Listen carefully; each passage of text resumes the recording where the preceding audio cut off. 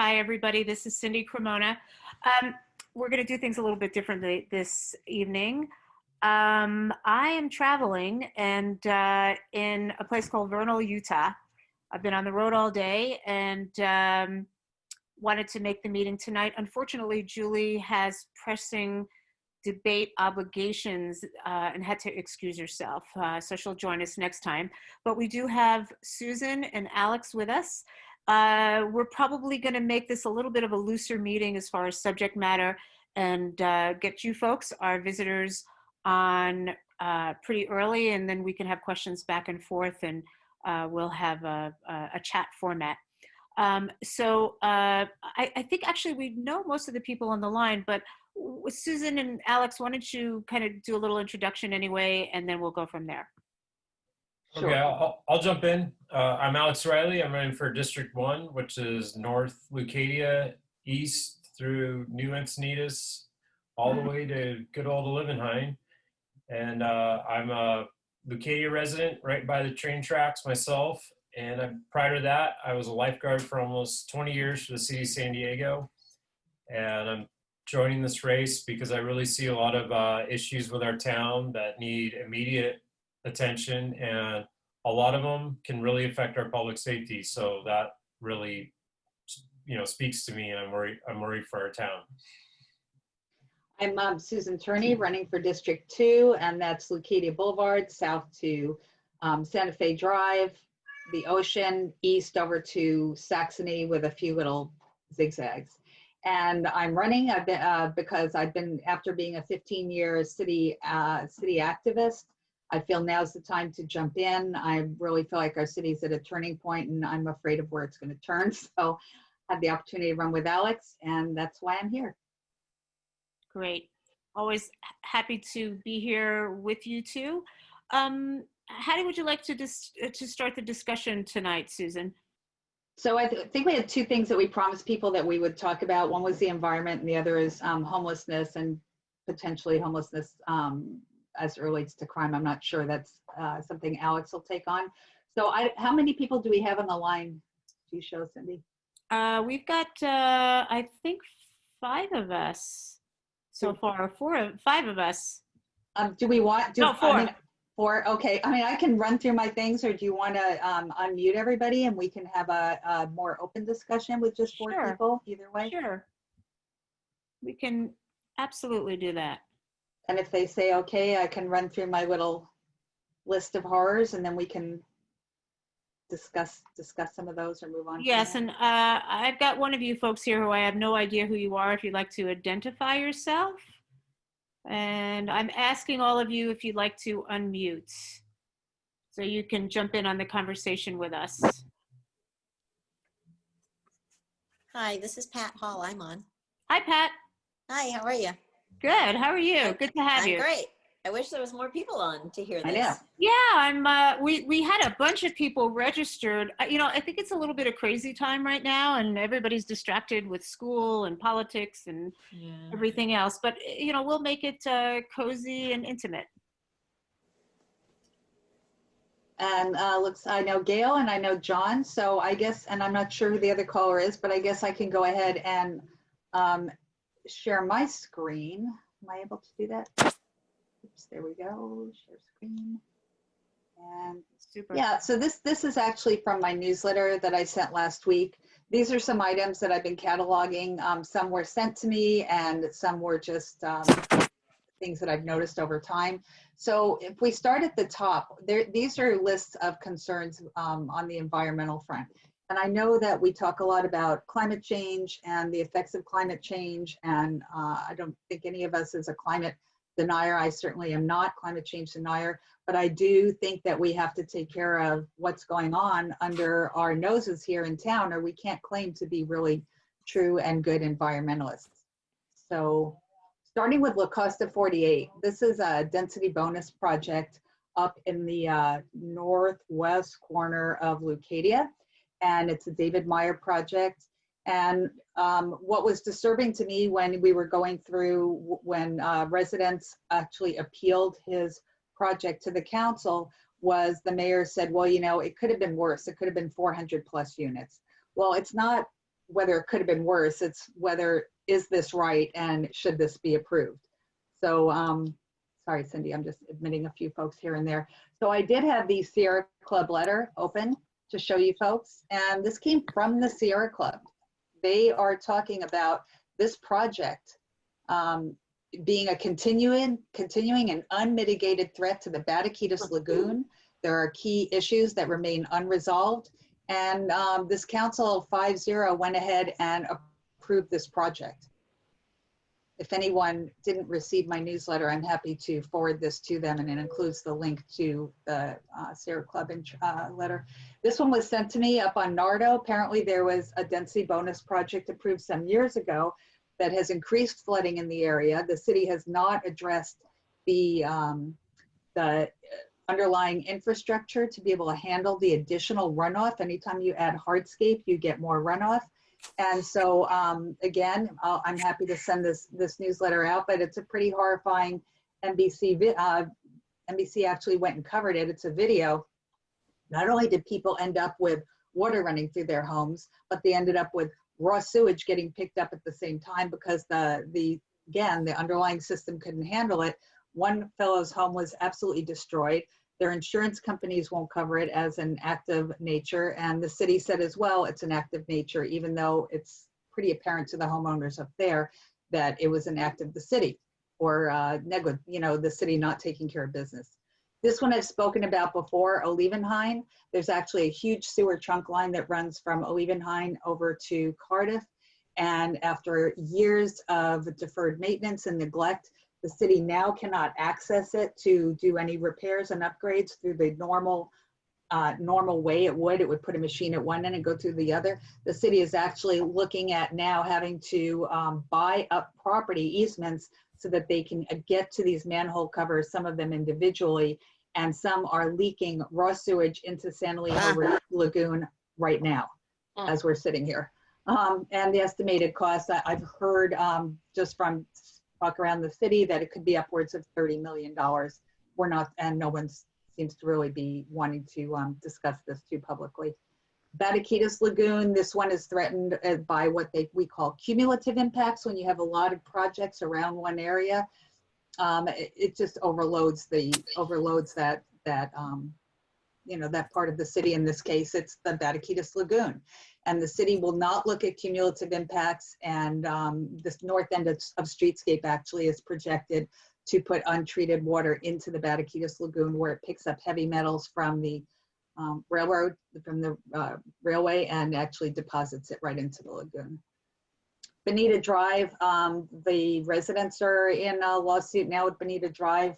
The project is expected to exacerbate existing flooding. And these residents are really, really frightened, and they appealed to the city and they were voted down. And so one thing I am gonna, you're welcome to reach out to your Bonita Drive friends. And I will say this here, when I know that the woman I'm running against, Kelly Hinsey, when she went to visit the Bonita Drive people and look over the situation, she did vote against the project. So she was the lone vote against the project, but privately, she pulled two of the owners aside and told them that they should be careful because it could be worse. They could be on the R30 map for upzoning to R30. So basically, this is not, it could be worse.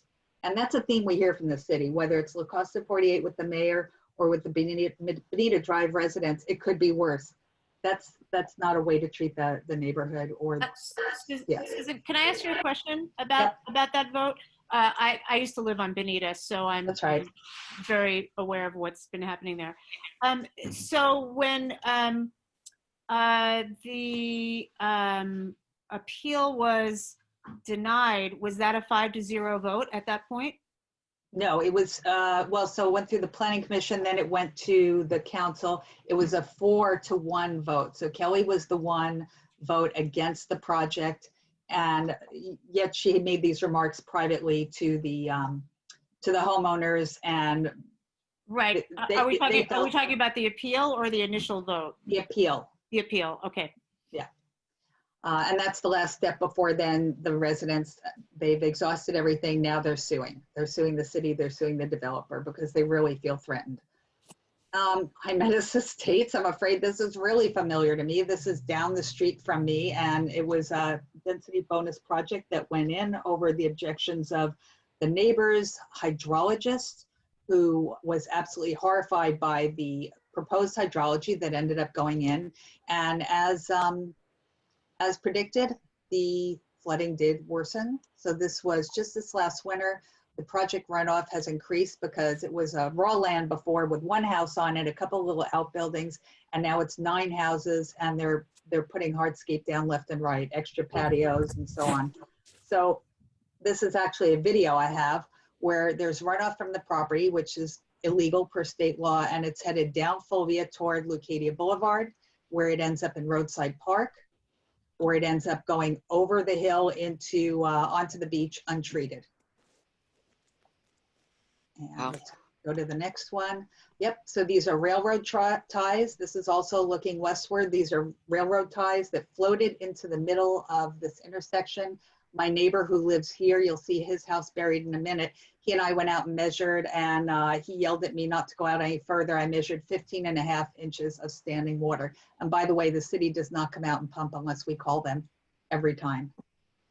See, so this is my neighbor's house. His entire, the entire lower half of his house here is submerged. He has internal home damage. He's had to replace his water heater. His floors are starting to buckle. And according to his architect, it's from this repeated flooding. This is his lawn furniture starting to float. This is an ongoing problem for years and years. And then I think I've got one more. Yes. So this is looking east toward Orpheus. Orpheus is looking up the street. My house is actually up there. So you're looking east, the freeway's just up here. And you can see how deep it is. And the city has done these Band-Aids, newly dug drainage pits, one on the right, you can't see on the left, and they're doing nothing. They just don't work immediately. They failed immediately is what I mean to say. Almost done, folks. So Leucadia Roadside Park. This is, as I mentioned, after heavy rains, the pumps have to evacuate extreme flooding. You can see the flexible blue hose, and it goes from the park up over Leucadia Boulevard, and it goes onto the, I've got it somewhere. That's okay. I've got a photo of it where it's just going over onto the beach. And then finally, streetscape. So I already mentioned this. Under the current plan, the runoff is going to empty untreated into Bataquitas Lagoon. The environmental study itself predicts that because the cars will back up, the idling cars will increase, and actually the emissions will increase. So not very environmental. And now I'll finally stop talking and I'll stop sharing and see if anybody wants a comment at this point.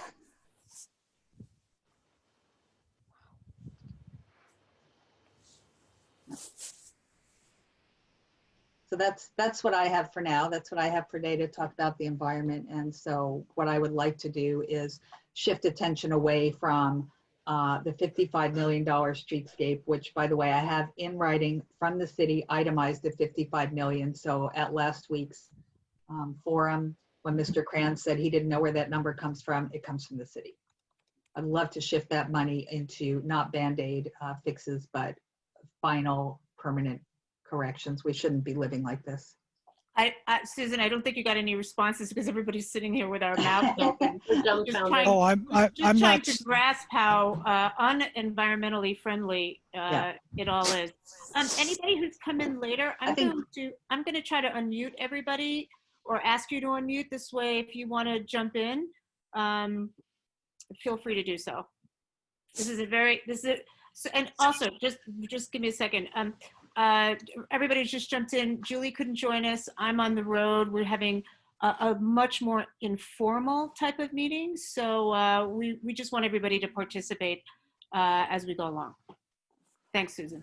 It's frustrating that your flooding problem hasn't been addressed, because we had the same thing. I've got some great pictures of David and Will when they were elementary school age, standing in the puddle at Sirius and Hermes. It was knee deep. It was above knee deep for these little kids. So we took that picture and sent it. And it's bad too because of all the crap, literally, that's in the runoff water, as you said. Yes, this is something that needs to be addressed because I've seen it on Orpheus and these other streets and Fulvia, of course. Yeah, thank you, John. I mean, there was I'm sure you remember the 2012 grand jury investigation where they found that the city was in fact not taking care of its infrastructure, and it gave it a list of strict fixes that never happened.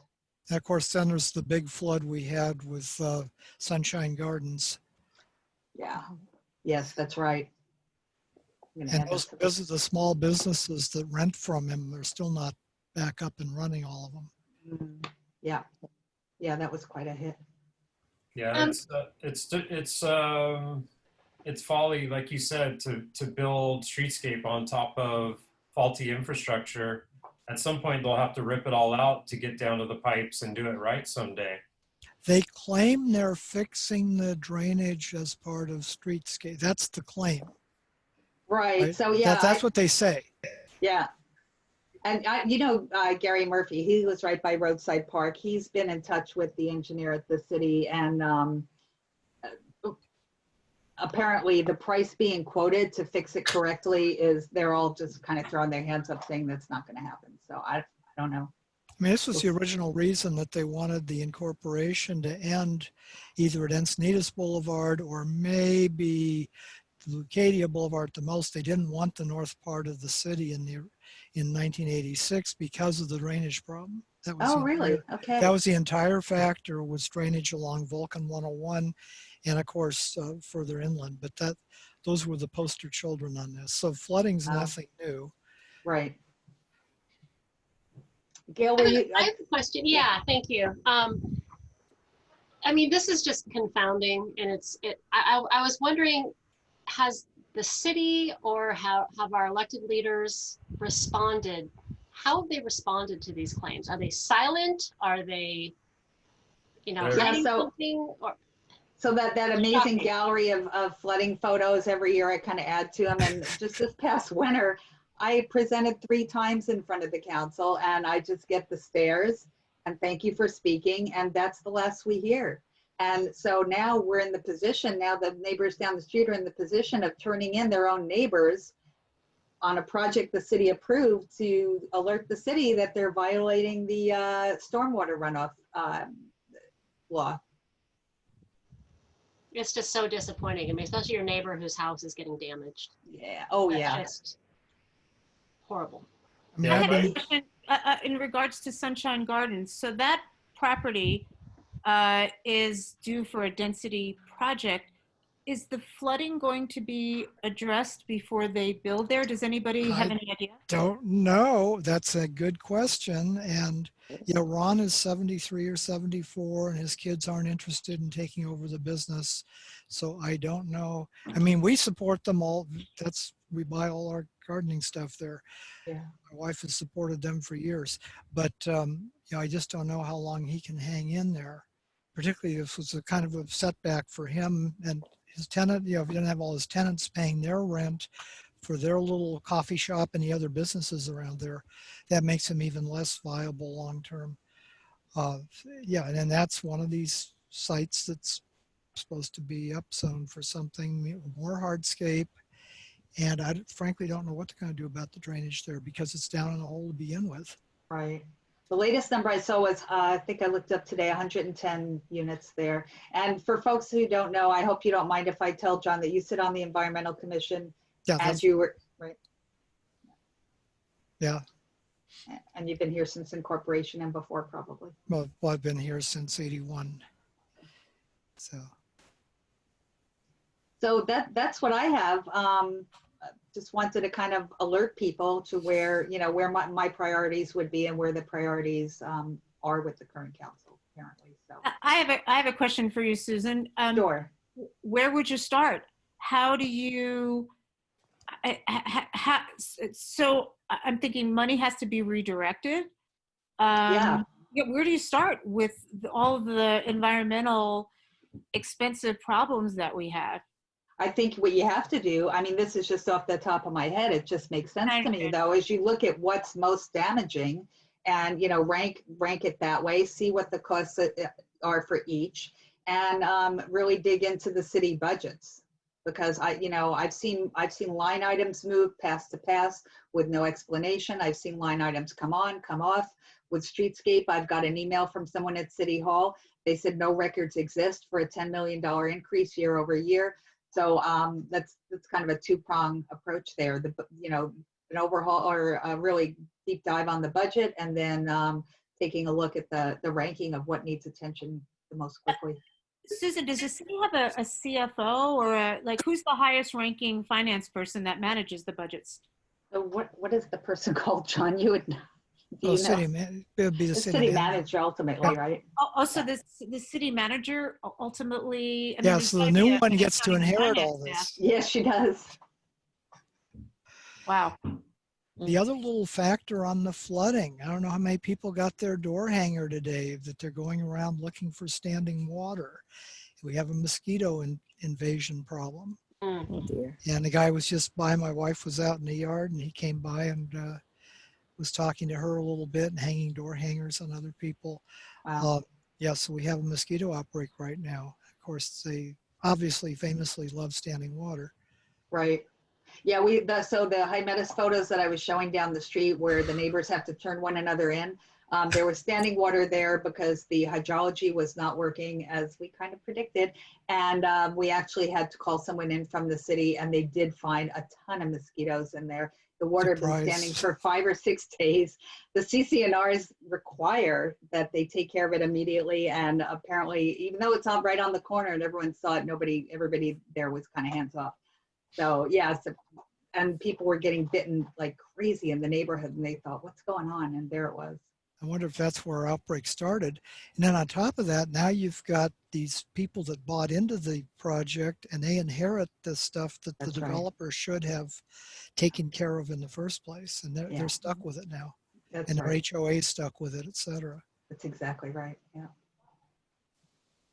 Yeah, and the other side effect of the flooding is that water does eventually travel underground and through our cliffs, and that's another contributing factor for our cliff falls. The clays swell, and then they contract, and it creates fissures. So you see it pouring right out the bluffs, right? That's right, you do. Yeah. Yeah, that's a good point. It puts a lot of pressure on the bluffs. It's really so you're looking at health and safety of mosquitoes, the flooding and property damage, the potential of slowing down fire department, and then you have the cliffs, and yet year after year the city ignores it. Alex, do you want to move along to another happy topic? Well, yeah. I mean, I don't know if anyone was having a hard time sleeping and read the homeless action plan, and just in the top of it, there's a lot of nebulous wording where they keep talking about North County, they talk about San Diego, North County zip codes, but they don't talk about Encinitas specifically. So I think that's a little dishonest that we're capturing numbers that aren't 100% in Encinitas when we keep being told that's what we're going to do is help Encinitas first. And so the numbers are all over the place. It's kind of like the housing numbers in a way. They're inflated to create a situation. And what's the end game? I'm not 100% sure, to be honest with you, but I think we can tell anecdotally that there's more people on the street than before, that's for sure, and the problems that come with it. I think what I read into that whole situation, Alex, is that, and I read through it pretty thoroughly, is an effort to cater to Sacramento, an effort to bring in Tony Atkins and fill her agenda with LaSar. Reading through that report in detail, I was so disappointed that we spent $67,000 for LaSar, and there really is nothing in the report that is creative, unique, beyond anything that anyone has currently tried that isn't working. So it's totally disappointing to me. I don't know if anybody else felt that way when they read it, but not only is it pointed at North County, but there's no real solutions in there. Totally No one- agree with you, Steve. Nor is there accountability. That None. is what struck me the most, is the lack of accountability. And if you look at it, it's an effort sponsored by people that are all beholding to Sacramento, that are all trying to fulfill an agenda for Sacramento. And then you have affiliations with folks like Gloria Gonzalez. You have Marco down at Coast Law Group, who's represented the BIA in lawsuits against the city, and several other individuals that are all stacking the cards against us, regardless of what the people in this town have asked for. So it's really, really disappointing. But on the brighter side, I will say that I've been talking to a lot of people and doing a lot of random, spontaneous surveys, and all three of you are the feedback I'm getting from everybody, and it's a lot of people. Everybody likes Alex. Everybody likes Julie. Everybody likes what Susan's done. So keep fighting, keep hanging in there. I think you guys are going to make a difference for us. Great. Thank you. Thank you, Steve. I really appreciate that. It's good to hear. Sometimes you feel like you're shouting in the wilderness. Yeah, definitely. I can't tell you how many people are so positive on what's going on, how many people are more aware than what you realize. That's great. That's terrific news, Steve. Yeah. Thanks for telling us. Oh, sorry, Alex, go ahead. Oh no, I think thank you, Steve. And maybe an indicator of what you're saying is how much we are now being attacked by what would you call it? The surrogates, the incumbents. You're being attacked by the machine, and it's funny because I read some of those things, and I've gotten feedback from other people saying, "Oh my gosh, they're being attacked, and that's just terrible." And I said, "No, it's wonderful. It shows. It just reeks of desperation on their part." Point. That's good. Yeah, they say if you're taking flack, you're over the target. Exactly. So. What other topic? Thank you, Steve. I appreciate it because know what we can do to help. Just do what you're doing. Talk to your neighbors and your friends and spread the word, and forward newsletters. Yeah. Volunteer to wave signs every once in a while. I think we have a little crew that's going to be down at Encinitas Viewpoint and the 101. I've been down there before waving for people, and now I hope people will go and wave for me. So we're going to organize some little sign waivers. However that happens, let me know. I'll be happy. I'd be love to go down and bring a crew with me. Yeah, it'd be fun. Thank you, Steve. Great. Are there any, do you guys have any signs or fixtures that I can put on my car so when I drive around I can advertise Alex and Susan and Julie? Or, I mean, I love to have something in my car, so when I drive around here, or I would just drive with some signs on my car. Right. Well, I have a friend who has my sign up in the, I'm not recommending this because I don't know how safe it is, but she's got it covering up her entire rear view window. But I don't know. There may be something to be done. I'm gonna look. We'll think about that, Ruben. Yeah, maybe we should do like paint? all the little leagues and so paint our windows. Yeah. I was There just you gonna go. say that, Oh, how Steve. fun. Yeah. You know what? Yeah. You don't get more grassroots than that. I love that, Steve. It's a good idea. Cindy. Great idea. Yep. Oh my gosh. Okay. Another way that everybody can help is the candidates are very humble, but they need money. So getting folks to donate not just time, but cash, especially now. The mayor and her cohorts have raised a lot of money, and money does talk and has impact. So that would be super helpful. And I believe that Susan, Alex, and I and maybe one or two other volunteers are going to do a meet and greet at Beacon sometimes in the next week or two when I get back in town. Yeah. That'll be super fun.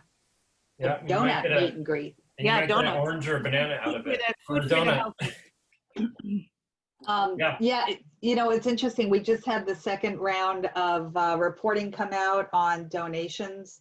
And so I was talking with my accountant, happens to be Barbara Bree's accountant, and she said that she's been following the Encinitas race, and she's stunned that for the position that I'm running for, I had raised 16,000 up to about 18 now, which seems like an enormous sum to me, and kind of anyway, it is expensive to run a race. And then my opponent, Kelly, has raised almost 42,000 and has 2 or 3 PACs behind her as well. And so, and then the mayor's got just under 80,000. And anyway, our accountant was saying, she said there's something very off about those numbers to her. She's been accounting for a lot of cities for a long time, and she's never seen numbers that high. Yeah, and the other thing is that since we're all independents, we don't get any party support. Right. Even though this is supposed to be a nonpartisan position, we can tell how partisan it's gotten, and the amount of money from outside the town is tremendous, and it's hard as a kind of a regular person to put your hand out and ask for money, and it's a little embarrassing in a way, but I have to tell you that you don't want to have that bystander effect where someone chokes in the restaurant and everyone looks around thinking someone else is going to do it. And honestly, $5 buys a few signs, or that pays for 10 mailers, and something like that. Well, little increments, it all can really help. Mm-hmm. So My first words are, have you heard of Julie or Susan or Alex? My second words are you donating? yes. Oh, thank good. you. Thank you. So are there other topics people want to talk about? Because we're not going to just hold us to just this. Anything else anyone wonders about, or even if it's, Can I interrupt you for a minute? Can I just ask you? I mean, you were talking about the report, and I expounded on what I thought of it, kind of. But what are your feelings about it? I was just completely disappointed that we paid that much money for something that was 90% boilerplate, and then the other 10% was fluff. you're talking about the homeless action plan? Yes. Yeah, I was going to say boilerplate, and then you said it. Yeah, it really is. And these are the people that they're trying to use, San Francisco, all the failing cities. Oh my God. It was so obvious they took another report and inserted Encinitas in wherever they took that from. Yeah, for sure. And city 67,000. Yeah, I would challenge. And no pushback, no questions, no pushback from our mayor No, and nothing. to Nothing. customize it for us. It was actually shocking. And they'll pass it. It's going to end up getting passed without any Yes. question. I was shocked. And that just goes to show that it's just a game of politics at a very high level going on here, with Lasar being involved, with Tony Atkins being involved, with Marco being involved, with Gonzalez being involved, with, Nathan Fletcher being pulled in. It's pure politics. So I wouldn't disagree with any of that. And by the way, that's the party I come from, but I've stepped away. I've stepped away, as John knows, over the housing, affordable housing sham. Couldn't be a part of it any longer. But in terms of homelessness, we're always asked, well, what would you do? What would you do? And so, Alex and I and Julie as well, we've toured some other facilities to see what's done well elsewhere. We've talked about potentially seeing what's available regionally, what kind of programs are possible. Steve Miche suggested, a commission, because there are so many passionate residents. Instead of screaming about how heartless we are, help us find these solutions that, some of these people have been volunteering for years and have really good ideas. So, for me, I don't know what I don't know to some extent, because I haven't seen the numbers. Like Cindy said, we've not seen any accountability. And you can't, it goes back to the old quality, right? stemming in the car industry. You can't improve what you can't measure. Yeah, there has to be measures and tracking and real metrics, and not, we house the person because you got them a hotel voucher for a week and then they're right back on the street. That doesn't count. And no one wants to talk about the drug economy that follows it. The supply and demand of drugs that follow homelessness around. We all know it, or I do. I saw it as a lifeguard on the beaches in Ocean Beach. And when OB was well known for being a laid back part of San Diego and the place where you could do drugs basically and be homeless in public and not get harassed, they became a stopping point. And being right at the end of the 8 freeway didn't help them either. But when your town gets spoken in the same breath as Venice, LA, and OB San Diego, if the word gets out about Encinitas, we're done. It's going to be an even harder and harder and harder. Well, we turn into Santa Monica at that point. Yeah. Oh, I think we're right around the corner from that. This is all the start of tent cities and Wow. yeah, and nobody seems to even acknowledge it or the crime. And nobody does until it happens, and then everybody stands around and wonders what happened.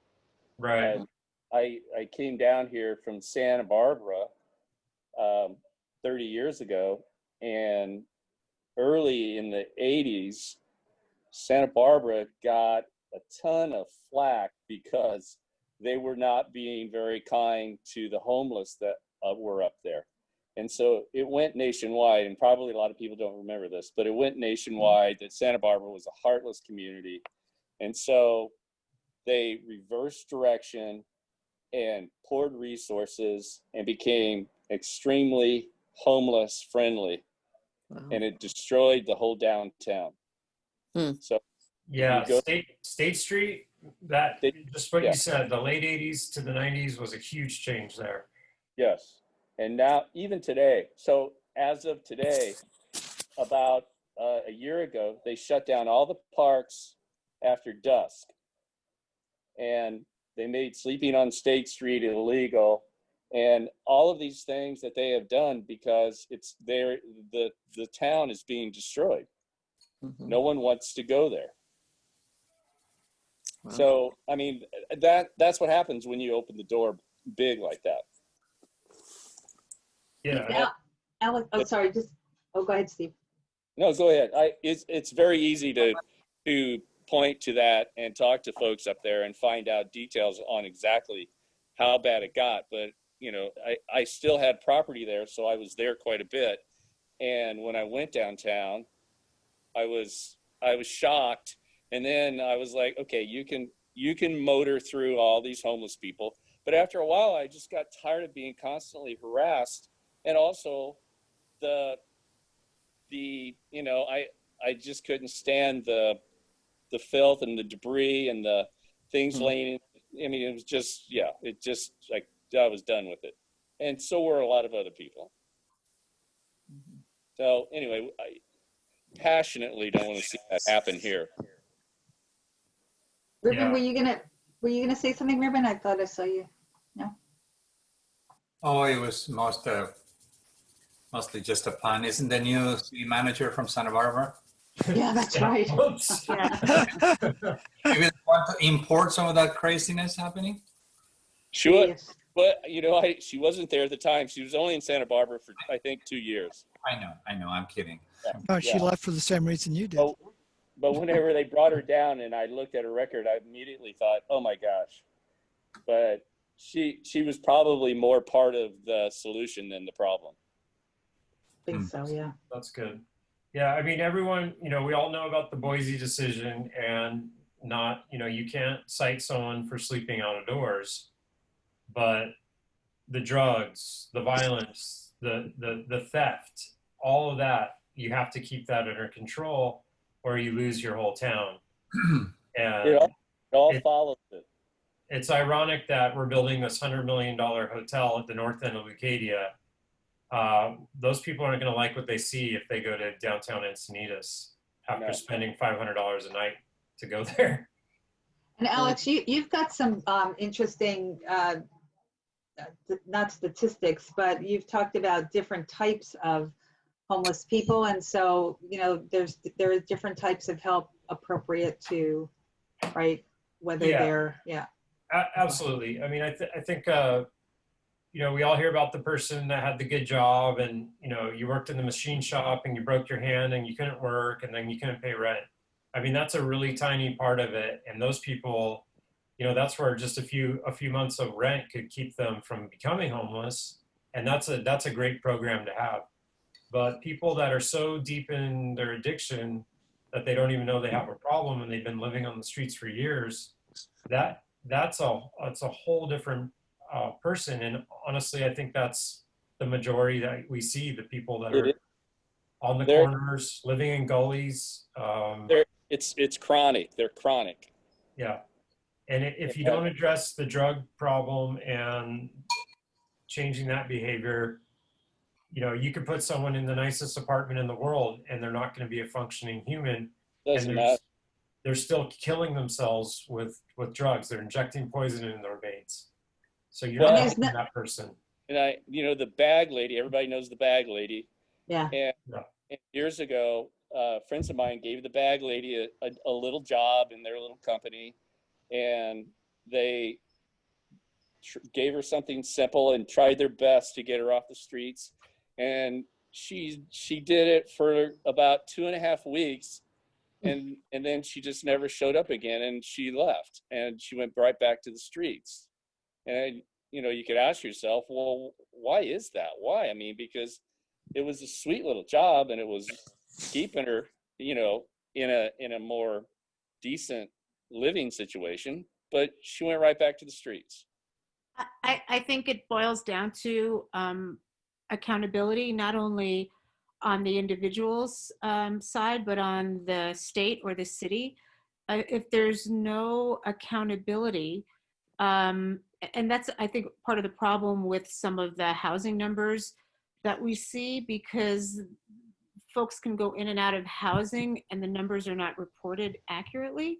So it's really, really hard to know if the incredible amount of money that's put towards homelessness is having any effect. I personally don't think it is when you see the numbers growing rather than decreasing, and it almost encourages folks to take advantage of a system that is been created to keep them homeless. You're giving them food, you're in some cases giving them drugs, and really not expecting any type of responsibility, whether it's trying to get a job, trying to get cleaned up, getting into drug rehabilitation programs, etc. It's all it's done is turn into another bureaucratic business with contractors on the outside sucking money wherever they can and no accountability for results. You put it perfectly. I agree. And the contractors are the nonprofits. I mean, it's giving them jobs and it's keeping them in business, and they're growing. Their organizations are growing, and they're growing in local political power to the detriment of the cities that and mostly to the detriment of the very homeless that they should be assisting. And I think that's what really burns my fuse. And that's the sad part is Yes. They've turned it into a business where if they are successful, they're out of business, Right. and not successful. Yeah. Once California spent $1 billion and homelessness has only increased. It's increased 25% in the last 2 years, and they just keep throwing money at it. Yeah. Well, they keep throwing money at it, and there's a lot of hands out. So this is my personal opinion. This is no reflection on the candidates, but I think our city and our city government has their hands out and open, and they're happy to take the money and not looking to take any responsibility either. And again, the disservice is to the homeless. The homeless themselves are paying. And on top of that, They're paying the biggest price. on top of that, it's against the community. I mean, it's against what we all think should be done or want to be done. And we're Well, not being. I think, Steve, that we've been painted as the minority. And I think that the majority of folks are really shocked and appalled at what's happening to our community and so quickly. Well, let's hope the silent majority speaks up. Let's hope they vote. Let's hope they vote. Yes. They usually do. Let's see, so not to cut that off, we can certainly return to it. I'm wondering if there is any news or anything anyone wants to remark on from this last week or coming up. Yes, please, because I've been on the road for a week, so I've been missing some of the action that's been going on. Does anybody have any action they want to talk about before I bring up my one action item? I don't know if your action item is the same as mine, Susan, but there were several signs removed from Vulcan Avenue. Mm. Oh, right. And they happen to be, a lot of Julie Thunder and Susan Turney signs. I heard they were 2 inches over into the public, into the city's right of way, so they scooped them up. Yeah.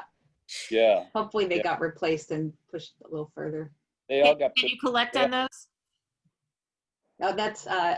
Well, that's actually my husband's job. He's listed as the person the city contacts. I don't have time for that. Yeah. So the one thing, and John, if John Eldon's still on the call, yes, he is. And this has to do with the RHNA numbers, the Regional Housing Needs Assessment numbers that drive what Sandag allocates to the cities, what all the AGs allocate to their area cities. And this came out a year ago, but now an institute has backed up these numbers that they've been double counted. So Embarcadero, that's your source. Yeah. Embarcadero Institute's a really Right. good source on all of the so-called demand for housing, and it's what's behind the whole WIMBY thing. Don't grace them by calling them YIMBYs. They're WIMBYs. It's Wall Street in my backyard. Wall Street in my backyard. And we need to hammer that point. It's foreign investment. It's out of city, out of state investment. It's big money developers, big money real estate managers. What they want is they want the very land your house is sitting on. Jeez. And Scott Wiener is the Pied Piper of the whole group. And of course, Tony Atkins is our contribution to the problem down here in Lorena. But the numbers, oh, sorry, go ahead, John. Yeah, numbers are grossly inflated. The other thing, follow what Thomas D. Elias, syndicated columnist, has been writing about the amount of underutilized or vacant office, professional, commercial space around the state in general, and what could be done there with a little bit of creativity, a little bit of Habitat for Humanity, as far as providing low-income housing without upzoning your neighborhoods.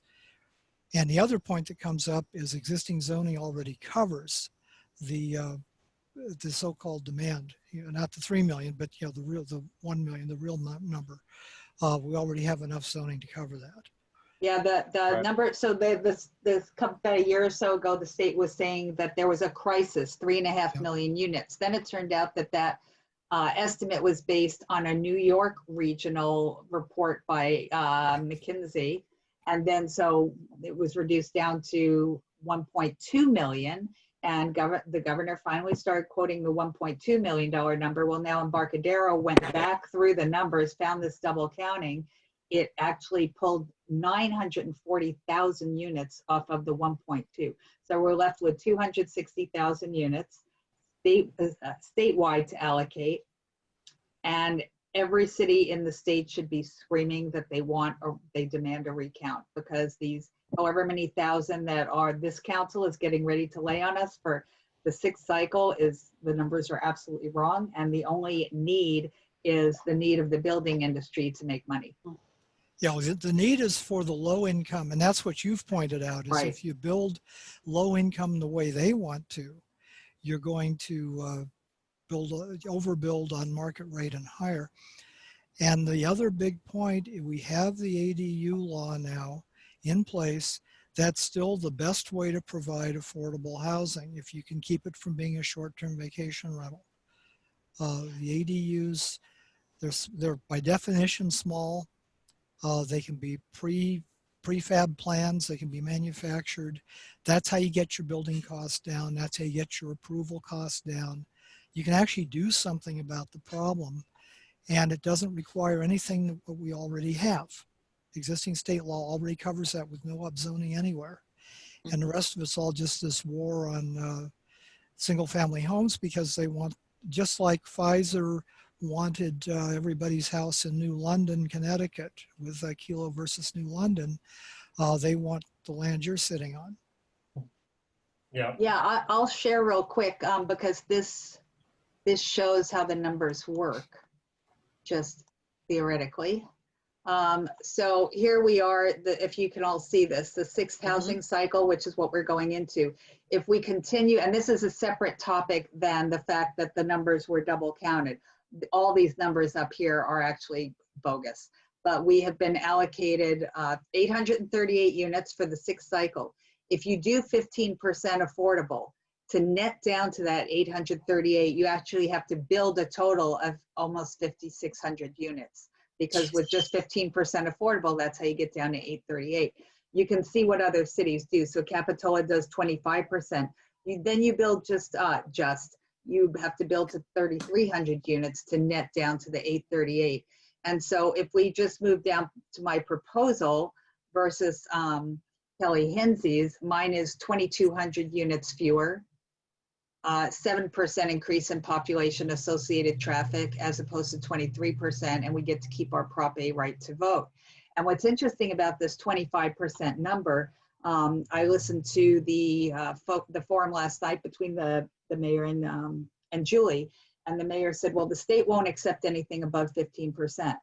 Well, the Goodson project, which is on our fifth cycle, is doing 20%, and the state is actually defending his right to do his 20%. When the city started asking for some other things. So apparently 15% is not the state law. And the city had commissioned a nexus study about a year and a half ago. And and what it looks at is how much affordable will really pencil out for the developers. And our own city study concluded that you could go up to 25%. So our own city study supports the 25%. We've got the first out of the chute on Measure U properties. Goodson is doing 20%, and our city is crying that 15 is the best they can do because their hands are tied. So as you're out talking to folks, I mean, this is a big deal. This is a really big deal that we're not concentrating on this and being honest about it. But we're still talking about, even at 7%, we're talking about thousands of people, thousands of cars, thousands of car trips, impacting our schools, our roads, our water, our sewer, our police and fire, and there's no provisions for any of that. That's right. Yeah, the city's calculation. I'm sorry? Did anybody discuss those provisions in city government? No, I mean, it's an unfunded mandate by the state. So meaning the state is requiring something, and per the state constitution, if they require something that's going to cost the city money and the city can't afford or won't afford to do it, the state has to step in and give you the money. In this case, the state is refusing to give any cities money, yet they're forcing this mandated housing expense and burden on cities. And so the group that Alex and I belong to, John belongs to as well for a long time, Livable California. They've got electeds from up and down the state who belong to this group. They have some attorneys on as members who are looking into challenging the state as a group against, requiring this cost that's shifting onto us. Real quick on traffic, the city's own calculation is 10 traffic car trips per day per unit. So if you add 100 units, that's 1,000 car trips right on and off that site per day, additional. And it's funny because we're not, we're still in COVID and folks are still not in their offices. One big company here is not having people go back into the office till next June. So just Right. imagine, we have so much traffic right now, even in this still semi-quarantine period. Imagine how bad it's going to get if we Right. start impacting with more houses. And John, that's, we've talked about this on the Livable calls where because of COVID, things will never, people are going to permanently be at home. We're going to have box stores permanently shut down in some cases, or office buildings. And so why not use those to convert that 260,000 remaining units to provide for affordable? It's estimated by what we're hearing from our group, and they know what they're talking about. Those could be covered easily. Yeah, well, that's why Elias is such a good read, because he's done the math on this. He knows what the numbers are, Yeah. and he's made a strong case that we are overbuilt in some sectors, and if these go bankrupt, go into receivership, you could even have city government or whatever, somebody can take it over. Yeah, all the developers care about, once they sell it, somebody else is stuck with the debt service and the mortgage That's right. else. And then the banks we saw what happened with banks in 2008, 2009. So they get out from under it. And so, yeah, it's going to be the same game. The other really good reference on all this, as far as why YIMBY is really WIMBY and why we need to keep pushing that, Sydney Comlager, my friend up in LA, who would be my assembly person if I still every neighborhood I lived in West LA and Central LA, her district covers all three places I'd lived up there. So I keep telling her, you were my once and future assembly person. But she's done some excellent work on what happened 2008, 2009 as far as big developers buying up single family homes. 30% of the single family homes in large parts of LA are rentals owned by absentee landlords. So you know damn well what they want to do. Yeah. And particularly older houses, the smaller houses, i.e. the more affordable houses. And that's why I've got a lot of friends in South Central LA and these communities of color largely, and those people are scared to death about what's going on. I talk to them all the time about, I say, you've got, and you've seen what it's like on Livable. We've got them, we got the mayor of Beverly Hills, and they're all working together because we all have a common enemy. Yeah, and they keep reminding us it's not gentrification, it is displacement. Yeah. So these are folks who have worked forever to get where they're at. They want to be there, and yeah, and that's happening. And I think, real quick, I'd like to bring up that last week, Coronado, Imperial Beach, Lemon Grove, and Solana Beach all started a lawsuit against Sandag. They're protecting their towns, whereas, our council and mayor have turned on the open side to come do business here. So, that's an attitude that, for me, it's our job to protect our city and representing the best interests of the people that live here, not outside interests. So I commend those towns, and I know Coronado's got another lawsuit to go, to the top, and I hope more towns join them, and hopefully after January we can too. What was this lawsuit about? What was the topic of the lawsuit? over the Sandag allocation, because the mayor voted to change the weighting of. Over the allocation, got it. Okay. Yeah. So Sorry, Alex.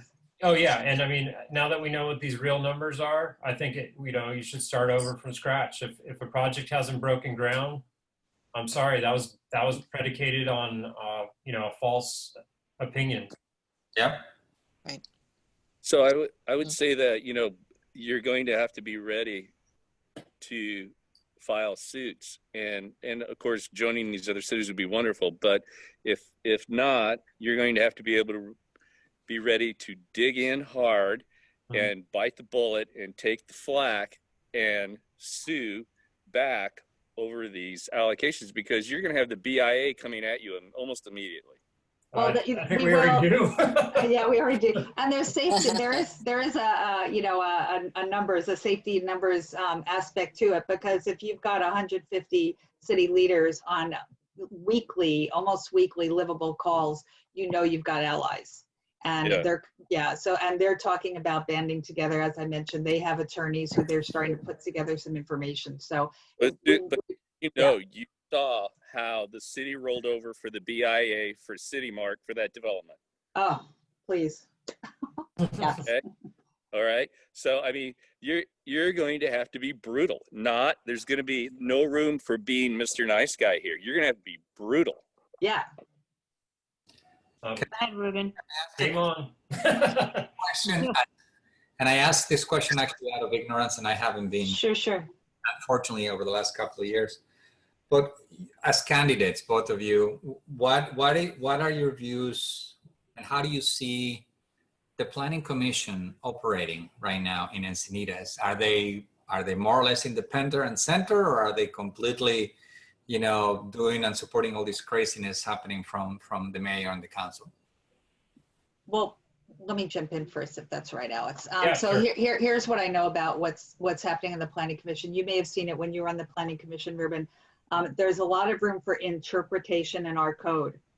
And I've spoken to more than one planning commissioner about this, and they would love to go through the code and not leave it up to interpretation, so that a staff member who, whether they're doing it intentionally or not, I wouldn't say that they are, they're influenced to help the developer who they see every day and at the planning desk.